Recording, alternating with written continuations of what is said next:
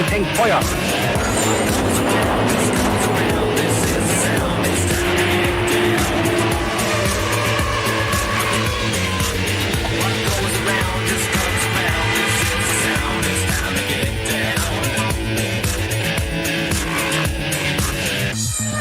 As Montoya turns that BMW Williams in 70-80 miles an hour on the exit, picking up the speed, rushing for the line, takes provisional pole! Michael Schumacher chasing his 4th pole of the season. Can he do it? The fans are expectant. An interview comes a very wide Michael Schumacher. Did that cost him? Yes, it did. Initial run and first run I made a mistake. Second run was a bit better. Third run, was the pole run, and it got better and better and better.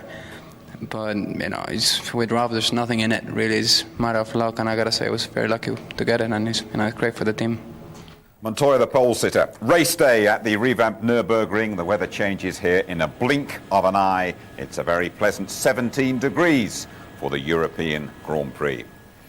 Hello there, good afternoon. Germany in the World Cup semi-finals. Michael Schumacher on course for another world title. That means around 140,000 very contented souls at this legendary racetrack. Talking of legends, Bernie Ecclestone joins us alongside Tony Jardine. Welcome to the ITV studio, Bernie. Don't like the word legend. You're still around, living legends. How's that? Is that better?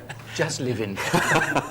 And living well enough to cut the ribbon here on an exciting new development at the Nurburgring, the new Mercedes arena down there. You just dash straight over here. Extra 10,000 fans can see it. A couple of new grandstands. They spent just shy of £5 million on it, Bernie. And what's it done for this racetrack? Well, it's looking good. I mean, you've seen up to now the results of the Formula 3000, the Porsche Super Cup. Good opportunities for overtake, and I think it's quite an exciting corner. So I'm looking forward to seeing what's going to happen in a short time. Everyone comes here, or the vast majority are looking at Michael Schumacher and expecting him to win here. Have you, since Austria, detected any change in the fans' reaction to your world champion? Certainly after Austria, there was. I think people have got over it now, It's one of those incidents that everybody, including Michael, wished hadn't happened, but it happened. And it doesn't make him any worse of a driver. He's still Michael Schumacher. He's still the best guy in the world. When you watched that, what were your own personal feelings about what happened there? You can see what the Austrian crowd thought about it. Well, probably the same as the Austrian crowd, really, to be honest with you. I just thought it was an unnecessary incident. And are Ferrari likely to be, when they face the FIA on Wednesday in Paris, in as much trouble for what happened there on the podium, for that clumsy shuffle and Rubens getting pushed to the top of it, as they are for the contrived finish on the track? I think that's what people are finding more offensive, actually. I mean, the team orders, forget the team orders. I mean, I've been with good and bad for an awful long time in Formula One. And there's always been team orders. There's no regulations against team orders. But what happened afterwards, was unfortunate. You spoke to Michael here, I think, on Friday. Did you speak to him about that particular incident and about what might be happening next week? No, he knows I couldn't speak about it. If you had sole control of this sport, what would you do to Michael Schumacher and to Ferrari if you were judge and jury? I have to think about it. And after you'd thought about it? Probably make a decision. A decision to fine him or to take points away, or any of those things, I suppose. Do you think it's fair to say that something is going to happen on Wednesday, that Ferrari aren't just going to get a light rap across the knuckles, that the public would expect a fairly firm ruling on it? Well, there's 24 people on the World Council who make the decision, and I suppose they'll all have different opinions, and in the end there'll be a conclusion of what should happen, but it will be quite fair and open and honest of whatever comes out of it. Because I think I'm right in saying they haven't actually, beyond what happened on the podium, Ferrari haven't actually broken any F1 regulations, have they? No, as far as what happened on the circuit itself, there are no regulations. I mean, if one wanted to say perhaps it wasn't the right thing to do in front of the public or something like that, you could say that, but they certainly haven't breached any of the regulations that are currently in force. Can you give us a little best guess on what might happen next Wednesday again, from your personal knowledge of the sport? I think what would be fair and honest to say, Michael will either be unhappy or happy. Okay, well, when he looks at the standings, Bernie, he's probably very happy indeed, I would think. But I just wonder how you feel it's going to be his third World Championship in as many seasons, barring something No, I think it's absolutely ridiculous. super. I just wonder what you think about that gap between Michael Schumacher and his challengers. I don't think it makes any difference. I mean, Michael, he's in the best team, got the whole best setup, best organisation. He's by far the best driver of anybody else that's out there. And I think people are happy when they're seeing a superstar because they're all waiting for the superstar to get beat. Who's going to beat the superstar? Is Ralph going to beat him, or is Montoya going to beat him today? I'm also quite sure that if Rubens is in a position to beat him, there will be no team orders to say you shouldn't. So you feel what happened in Austria will never happen again as long as you're around? Is that fair to say? I think it's nothing to do with me. I mean, it's a bit of a wake-up call because I don't think they expected the reaction they had. But having said that, I think if the World Championship was at stake at the last race and it happened to McLaren or anybody, I think they'd adopt team orders and they'd be quite right to do that. A couple of weeks' time, Bernie, we go to Silverstone. Fair to say, not one of your favourite locations, but they have worked very hard indeed to bring things up to scratch this time round. Yeah, I understand. Yes, I understand. That's what I hope so. Anyway, because it's not me; it's the public that I find that are suffering all the time there. And a bond that Silverstone had to lay down, a £3.5 million bond, has already been repaid in advance of the British Grand Prix. That must be surely some endorsement of what they've done there. Well, they completed all the things they said they would do. So the bond was released then. Do you think there's still a fair amount of work to be done before you personally would say, yeah, Silverstone is a track that everyone can be proud of? Yeah, I mean, it's still a long way behind the new tracks. It's an old track. What about, in general terms of circuits around the world? I mean, we've been to some fabulous places. Barcelona have just done a lot of building, haven't they? You've got Kuala Lumpur as well, places like that. I mean, is Silverstone still in a very different league to those places? Yeah, I mean, if you come here, you see what you quite rightly said at the beginning. They're making enormous improvements all the time. We just don't seem to get the support from industry or the government in England. Not that the government, in all honesty, I think, should perhaps need to support it, but other governments tend to do that. Are we going to any new places next season, or are we going to be going to the same 17 locations? Next year the same, but the year after I hope we're going to add 2 or 3 more. Lose 2 or 3 and add 2 or 3. Any idea where we might be going? There might be new locations, a Middle Eastern location or something? Yeah, like we're going to creep over there and to that other big country where they've got all those people, that nice Chinese food and everything, you know. Okay. All right. Just, I think Tony's got a little point he wants to make to you before you go, because you sort of cleaned us out a bit on the sweep last time you were here. Yes. We thought you might fancy another go. Actually, Bernie, that's you've suggested Michael, Yeah, Michael to win, Ralph, to be second, third, Truly, and then that's for the fastest lap. The which driver I think be the fastest lap. Montoya.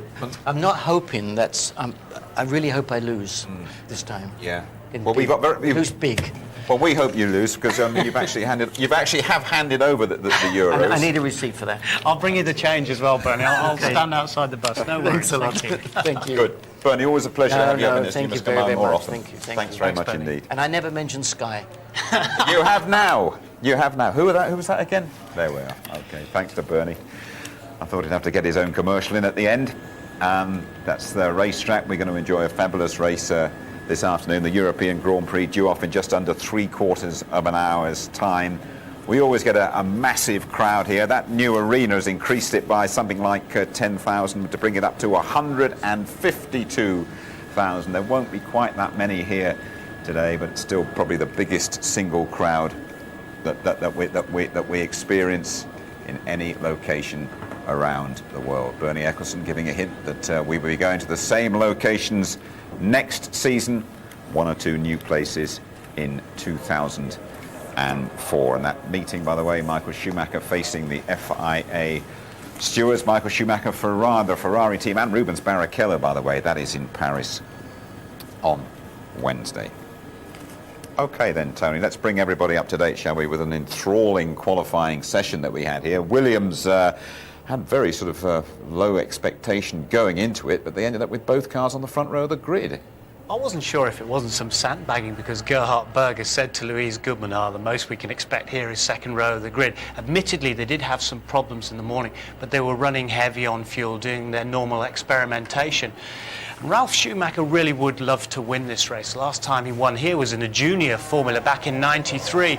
He put in some superb laps. He was already on provisional pole, as you can see there, with a 30.5. He went out for this second run looking very smooth. You saw the way the car went over the curbs as well. It really soaked up all the big bumps and did 29.9, so a further 0.6 were wiped off there. And Ralph said he sat in the pits. He said, I was only intending to go out 3 times. That was my strategy. But then his teammate Juan Pablo took to the track. Well, Juan Pablo Montoya on pole by 9/1000ths of a second, and we reckon that is 2 inches difference over a 3-mile circuit. It's nothing, is it? Absolutely nothing. But of course, to Ralph, it meant everything because he was pipped again for the third, pole position on the trot here by Juan Pablo Montoya. Montoya would dearly love to win here because he's looking for recompense after the last 2 engine failures by BMW. Sure. Michael Schumacher, with his back by his Schumi army here, had problems. He got stuck in gear early on. He had to switch to the spare car and didn't manage to get that pole position. It's always in the script, though, isn't it? Practice, qualify maybe, but never the race for something to go wrong. Yes, it was stuck in gear. He had to take the spare car out. He developed the car over a series of runs, but on this last run, in the first 2 sectors, it was up. He was looking good to take the pole position, and he admitted then in the last 2 corners, there in that last corner, he missed his apex, he ran wide. The best he could do was 3rd place. He said, look, I made 2 mistakes. And I'm going to have to pay for it. I'm going to have to deal with those mistakes on race day, but I'm being honest. So the Ferraris have to go past those 2 Williams on the front row of the grid. Tony, just chat us through the grid for the European. Well, Juan Pablo Montoya there with his 3rd consecutive pole. Ralf Schumacher alongside him saying, at least we've locked out the front row and we're going to give my brother Michael Schumacher a hard time today. Michael, as you know, there in 3rd place. On the dirty side, on the inside, Rubens Barrichello, he was running over that section of track during warm-up this morning. Coulthard in 5th, saying the gap wasn't as big as he has expected. Raikkonen in 6th position. His car wasn't perfect on the last lap. The Renault twins together, 2 tenths in it, but 7-2 in qualifying to truly over Jenson Button now. Great battle between those twins. Heidfeld alongside Mika Salo back in the top 10. He says Toyota are back in business. 11th then is Massa. 12th alongside him, Panis. They were using the new engine from Honda yesterday. He was the fastest of the 4 Honda drivers. McNish in 13th place. 14th, Sato, out-qualifying Fisichella for the 2nd time this year. Frentzen had understeer in 15th. 16th, Pedro de la Rosa. And his teammate Eddie Irvine had problems with speed coming out of the corners. Fisichella said, I'm confused. Why are we back here? Villeneuve has now taken the spare car. His was undrivable, he said, yesterday. Webber said it's good to be back off the back row. Then Bernaldi was 21st. Alex Young in 22nd place in the Minardi. Juan Pablo, congratulations. Was that a surprise for you, or were you confident you could do it? Big surprise, to be honest. We were actually thinking between, if we could get into the 2nd row, it would be fantastic. We're really not aiming any higher than the 2nd row. It's going to be a tough race for all of us, but I reckon that Ferrari is going to be stronger. It's just a matter of keeping them behind us. Both the Williams guys have just told us that they're a bit worried about your pace tomorrow. Are they right to be? I hope they're right, or I hope we are right with what we have seen so far. But then we have seen very often that they struggle Friday, Saturday and Sunday. They get it working. So let's see. There's no big surprise for us to be on the 3rd row, and I'm trying to think of the next step. How do we actually start challenging Ferrari and Williams? We're irrespective of it being a smaller gap here, we're still behind, and that's what we have to work on. We have a difficult task in here because it's quite a difficult one to overtake. I mean, first corner it's a bit better. You have turn 13, which is possible, but you gotta force your way through, so it's quite difficult. I think the only real advantage we got on Ferrari is that we're ahead of them and they need to go by us. But lap time at the moment on all tires, they seem to be a lot more competitive than us. Right then, Tony, we've spoken to Bernie Ecclestone about the new Mercedes arena here, and that's meant changes at the Nurburgring. Just talk us through what's happened exactly. It's about half a kilometre longer. And what they've tried to do, and you can see the old track here on 2001, you particularly see that first sweeping right and left, which were lots of crashes. That was the Castrol S. In contrast, on the right-hand side, how much tighter you've got that first corner, which is the hairpin, then turn 2 and turn 3, really very tight with the big tarmac runoffs. And now you can see the difference. In Montoya driving last year, and he got the lap record during the race, which will stand for a long, long time, unless, of course, they race rocket ships in the future. And Fisichella on the right-hand side, coping with the new tighter track, much bumpier, especially into turn 1. You can see the tarmac runoff on the outside. Dare say you'll see a few off there this afternoon during the race, adding about 15 seconds or so to the lap time for Fisichella there on the new circuit. A lot of drivers concerned about turn 1 and the bumps and going into such a severe turn. Does it provide extra overtaking opportunities there? Frentzen thinks it will. Villeneuve thinks it's going to be hectic, so does Button, but we'll have to see if they all get through. In the support races they've got through so far, but it's all been a bit touch and go. OK, Tony, thank you very much. So then let's just experience a flying lap of the reshaped Nürburgring. We're in the Eifel Mountains, by the way. The weather changes very frequently here. They say it's going to rain. I don't believe them. Let's get on board now then with Ralf Schumacher and Martin Brundle. Brace yourself for just over 3 miles of absolute commitment from Ralf Schumacher in the Williams, heading down the pit straight up to 185 miles an hour before the track falls away gently down to the new turn 1. It's bumpy. Keep the car on the left-hand side. The camber will make the car move to the outside. No problems then. Turn 2. He lifts the throttle, the back end of the car sliding around, and now down to 3, a short squirt, second gear, just 55 miles an hour. Little jab on the throttle, turn 4's immediately ahead.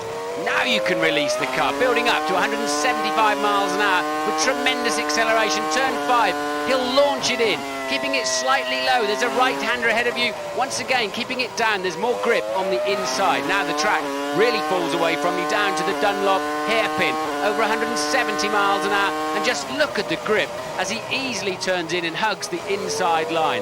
Tremendous traction. Now you're heading uphill. There's a fast chicane around 180 miles an hour. Not a hint of lifting the throttle. Listen to those engine revs. Well over 18,000 RPM into turn 10. Just touch the curb on the inside. Bring it immediately to the left. Balance the throttle. A squeeze at the brake pedal with your left foot and downhill once again. Building up to 185 miles an hour. This right-hander is an absolute nothing in a Formula 1 car, but be ready for the Vidal chicane. The gearbox automatically downshifting, just balance the weight nicely, clip the curves and keep momentum towards the final corner. It's going well, 70 miles an hour. It's called the Coca-Cola curve, and this is a fizzing lap from Ralf Schumacher, and that's the commitment you need to be on the front row of the grid. Ralf Schumacher, 4th here in 99 and in 2001. OK, now we're going to visit an area where I don't think we've ever been before at this time of day. Around about 35 minutes to go to the start of the European Grand Prix. Louise Goodman is at the heart of the Arrows operation with the mechanics in that garage. I've actually come out to the back of the garage, Jim, to have a word with one of the guys. This is Dave McMillan, who's the communications technician for Arrows. Is that right? That's right. What do the communications technicians do? It covers 3 main areas, really. We've got 60 sets of radios and headsets. Probably see the rack behind me, the radio rack. Telemetry for the car to the pits, and liaise with IT to send the ISDN information back to the factory. There's a little while to go before the start of the race. What are you and the other guys doing at the moment? Well, we're just at the spot of launch and we're prepping ourselves ready to go to the grid, really, and we'll be getting off there quite soon. What do you do during the race? Well, it's actually an opportunity for a bit of downtime. One of the rare opportunities during the weekend when you can actually sit back and relax. Your job's done. It's up to the drivers. So it's peace and quiet, really. Sit, some of them asleep in between pit stops and then just wait for the shout to go into pit stops. We often see mechanics sat down sleeping. I can't believe that. Are you not paying attention to what's going on in the race? Well, some people do, some people don't. It depends if you've had a lot of late nights. Sometimes you just need a bit of rest. And what about during the pit stop? Are you involved in that? Yeah, everybody that wears a suit's normally involved in it. I took the back right wheel off. Give me some predictions for the race. How are your boys going to do? I think with this new complex here at the first corner, there's going to be a reasonable shunt, and Hines is going to cruise through into an unassailable lead. It's party time. Wishful thinking, I'm I sure. wish. Good luck anyway. Thanks very much. Back to you. Who knows what's going to happen in that first corner? Appropriate to Wimbledon kicking off tomorrow. Boris Becker here with those two McLaren drivers, David Coulthard and Kimi Räikkönen. Okay, let's take a look back at last year's race. Ralf Schumacher crossed a white line and that left the way open to Big Brother.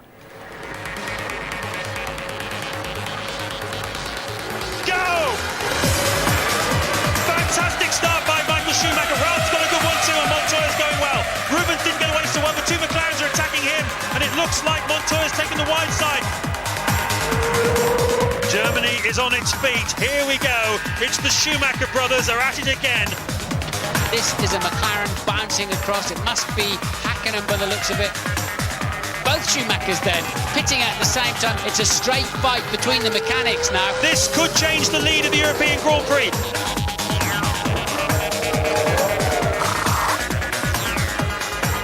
Not a quick stop for Williams. Ralf came in too hard, too hot, and it's compromised him. And look, there goes Coulthard. Coulthard will clear Ralf Schumacher. He will not clear Michael Schumacher. Look at this little scrap going on here. This is a battle. Jarno Trulli's in the middle of it. Jacques Villeneuve, Trulli, and Pedro de la Rosa. Ralf Schumacher shaping up for a big stab up the inside into turn 5. Made it stick. Looked like Coulthard a little bit wrong-footed out of turn 4.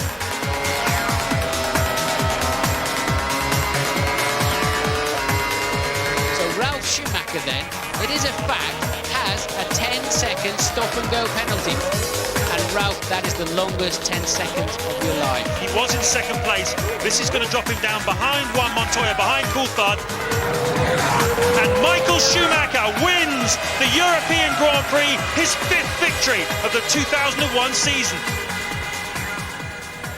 Michael Schumacher's won this race in every one of his 4 championship years. Ralf getting ready to go. Now Tony in the track guide with Martin Brundle, and look at that, he's just about to get his helmet on there, Tony, isn't he? Mm-hmm. And I think you've got a replica here. Yeah, I've got one, but when we were looking at last year's race, you remember the big squeeze between the brothers at the beginning when Michael came across Ralf. And Ralf not brotherly love there, was it? No, not at all. No love lost at all on the track. And because Ralf had actually won in Canada, I think he wanted to teach him a lesson. But what Ralf was very concerned with, very safety conscious, and he convinced his brother to wear the same sort of helmet as himself, which is the Schubert helmet. This is actually worth £200,000. And it's special Kevlar and plastic equipment.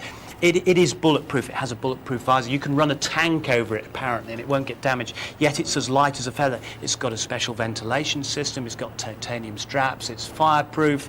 It's got special ventilation so they can't inhale any of the brake dust, etc. It is an absolutely super helmet. Michael wears one of these, and he wore it for the first time last year in Australia, and then had a barrel roll immediately after it. Swears by the helmet which has to be specially fitted. But this one, as we just seen Ralf in there, unfortunately, he seems to have left his bins in there, and I hope he doesn't need them, and that's a spare set. But it's very safety conscious Ralf Schumacher. Sure. Just the Schumachers wear those? I think Nick Heidfeld has one as well, but presumably he's got plenty of cash to buy one. Good. Okay, thanks for that insight, Tony. I think we all accept that Michael Schumacher is going to win another world title. His pursuers probably lost their main chance in Montreal. The Canadian Grand Prix, though, threw up 1 or 2 intriguing questions. Ted Kravitz has the answers. Juan Montoya will lead the field to the grid in about half an hour, just as he did in Canada. That time his race ended in engine failure, caused by the same problem that put him out of the Monaco Grand Prix. It led to a bad-tempered departure from the circuit.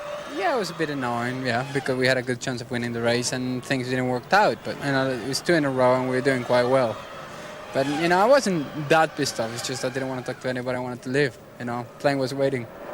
Montreal was one of Williams' best chances to rein in the rampant Ferraris. Montoya was on the same 2-stop strategy as Barrichello, but out of sight of the camera, he made a hash of the last corner, allowing Rubens a run on him down the pit straight. The lead was gone. I think I made a bit of a mistake going into the chicane, and I got a slow exit, and I knew I was done. You know, since I got into, you know, since I started braking and I had to oversee on the braking, I said, I'm done. And look, Ralf went straight across the chicane, and Montoya is going to get a run at him. And look, Montoya got the pair of them. It was satisfying in a way, but I wasn't really thinking about them at all. I was more concentrating on Michael and Rubens. He needn't have worried. Rubens Barrichello could have made his first stop under the safety car. He asked the team if he could come in for fuel and tyres, but they didn't respond. Why not? I don't know. You know, when there was a bit of a silence on the radio at that time, and we have to go in and see if we learn from that. Since then, it's all been straightened out with the team, even if it did cost the Brazilian second place. At that time, when it happened, they thought it was better not to come to the pits, and you know, we work together when we win and we work together when we don't. So it's fine for me. David Coulthard did well to hold off the faster Ferrari for the last 10 laps. Rubens was angry about this move, but nothing was going to get between DC and 6 World Championship points. He's a bit upset, but you know, he's just generally got a mump on this year, isn't it? Because things aren't going the way he would like. But I was fully prepared that had he made the corner, I would have to let him through, because that's what the rules say. But silly for him, he didn't make the turn. Fifth on the grid today is a good platform from which David can grab another handful of points. He's only 7 off second place, so could McLaren end up with a runners-up spot? I think it would be a complete miracle and a disaster for Williams if I was to finish second in the championship, because they've got a car which is banging pole positions, and it can only be through poor reliability if they suddenly find themselves behind us. You know, we haven't been quicker than them in a qualifying session this year, and you know, yes, we beat them in Monaco because we did a better job, but every other track they have a stronger package. Tony thinks it'll be a miracle if he finishes second again. Do you agree with that? No, I don't think it'll be a miracle, because I think they're doing a tremendous job in developing the car, and in particular David Coulthard. There he is. He's assumed that role of team leader, which Hakkinen had last year. He used to work very closely with Hakkinen. He's got a junior driver there who has an input, but it is limited. This man is working hard day and night with his engineers to develop that car. Mercedes are giving him a bit more power now. Once he got over the initial 2 races of this year, when he realised that he didn't have a winning package, and he got his head back around that and put his head down and started working again, you've seen them slowly coming back on. A win in Monaco and then second place in Canada has done a lot for the team. So I just wonder how Ralf Schumacher feels when he comes to this circuit and sees 100,000 plus fans all backing a Schumacher called Michael.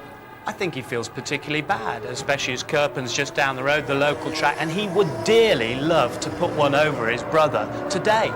As I said before, he hasn't won here since '93 in the junior category, and although, you know, he feels he's better at Hockenheim, he's still got a chance of victory today, and that would be very sweet for him if he could beat Big Brother, especially after what Michael did to him at the start last year and squeezed him.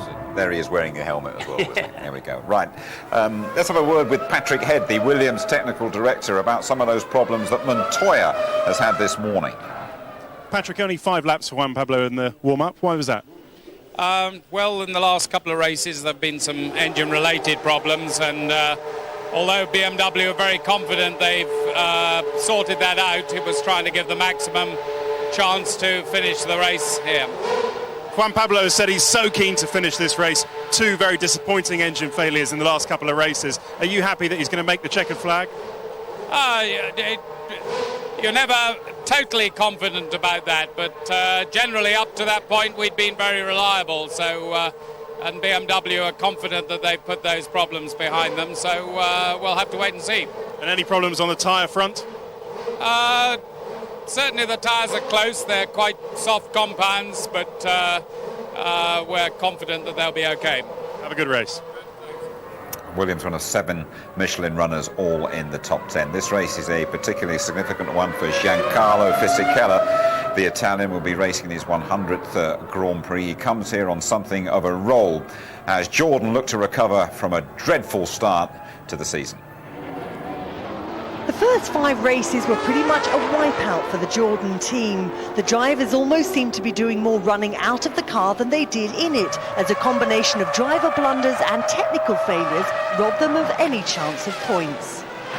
But things have started to turn around in the last 3 races, particularly for Giancarlo Fisichella, who has finally opened up his World Championship tally with a string of 3 consecutive 5th places.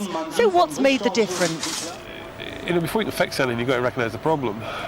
Whenever we started this season, there was a lot of problems, and it took to probably this point in time before we had a stability in the car enough to recognise what you needed to fix. before these last 3 races we were sort of lost, and we needed to get that sort of stabilisation and somewhere to build from, and I think we've got that now. I think we can recognise the places we need to get to and the work we need to do, but it's not going to happen overnight. Situation has got better though. The cars got better. I think the engine has got better. We were much more competitive. We qualified 6th on the 3rd row last race in Canada. That was a good start for us. And let's hope really this is the turning point. It kind of coincided with the restructuring of the team. Is that relevant or is it coincidental?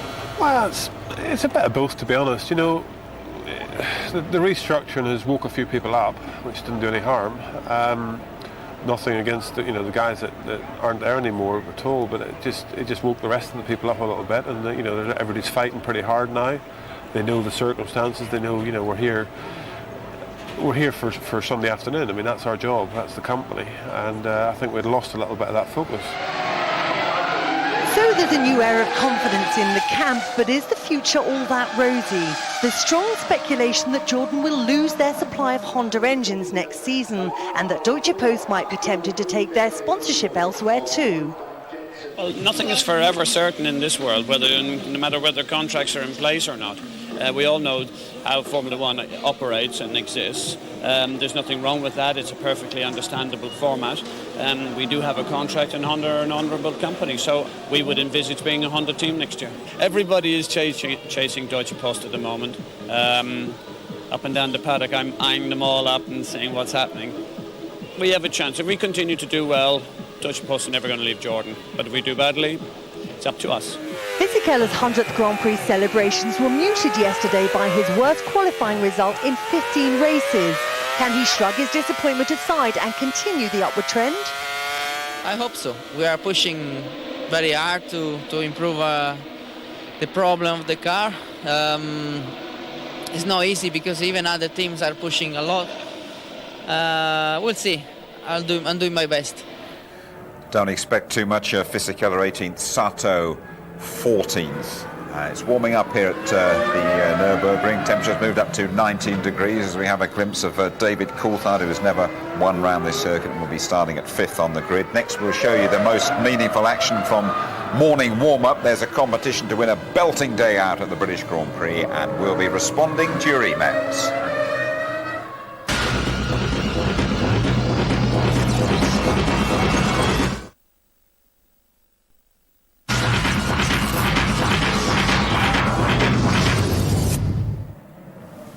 It's the pre-race show from trackside at the Nurburgring, 50 miles from Cologne, and we are counting down to the start of the European Grand Prix. An insight now into a laboratory that travels through every circuit to improve the Ferrari's speed. Here's Louise. Tell me about Shell's involvement with Ferrari. Well, I mean, everyone will have seen the Shell symbol on the side of the car. We've got a big sponsorship agreement, but we do much more than that. We supply the team with over 250,000 litres of fuel and 40,000 kilos of lubricant per year. And I'm here with 2 of my colleagues at every race weekend with our mobile laboratory here to ensure that we give technical support throughout the weekend. Fuels and lubricants make a critical difference to the team's performance. Not just in terms of power and fuel economy, but also, for instance, engine durability.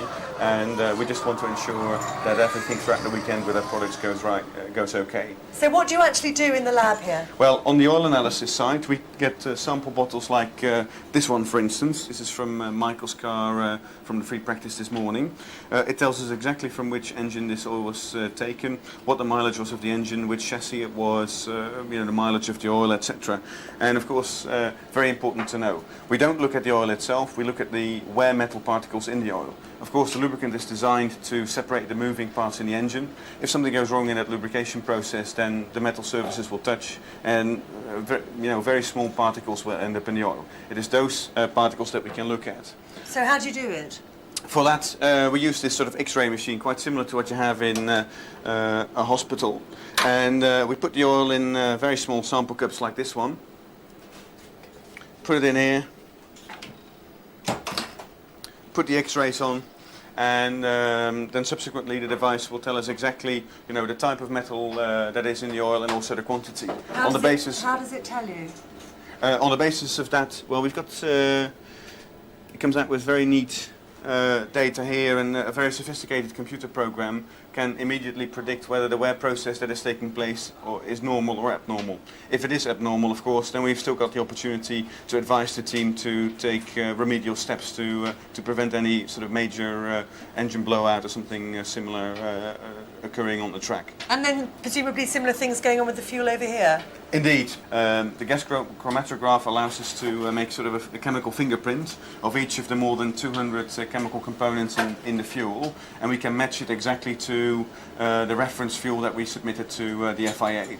It's a big effort from Shell, what they do behind the scene of analysing, of developing. The margin is probably small. I mean, they're a bit unlucky against, if you see, tyres. Tyres are the big sort of discussion issue, because you really build up performance in a quick and substantial way, whereas in fuel it's small margins, but they are important for us. I mean, I think due to that we can call our engine one of the best engines, or very close to the best engine, because they push very hard.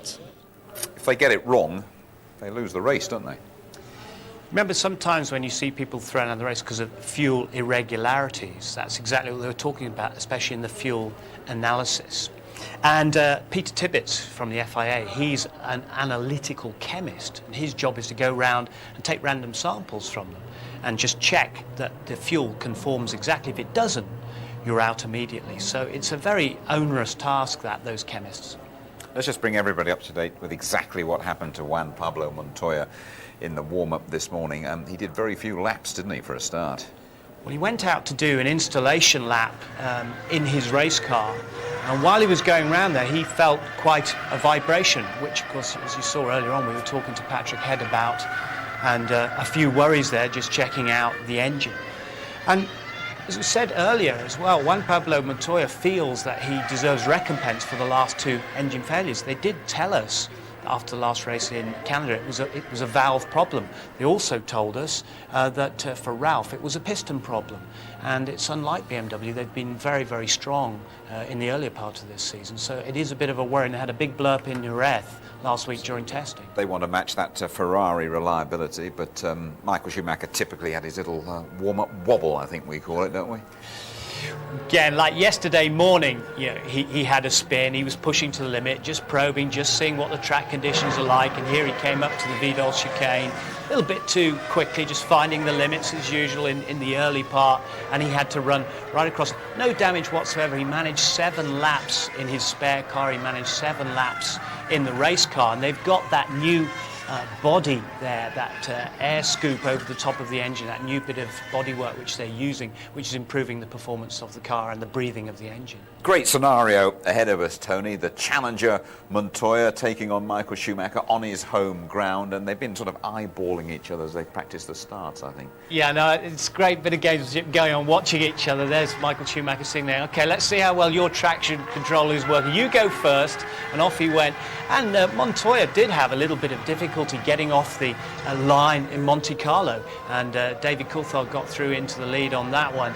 And then Michael Schumacher just lurking back there. It's all a chance for them to see if the electronics are all working, and here, of course, it's going to be vital going into that first turn. Michael's on the good side of the track, but he's behind that double front row of the Williams. It's been a very exciting start. Right then, let's respond to some of your emails.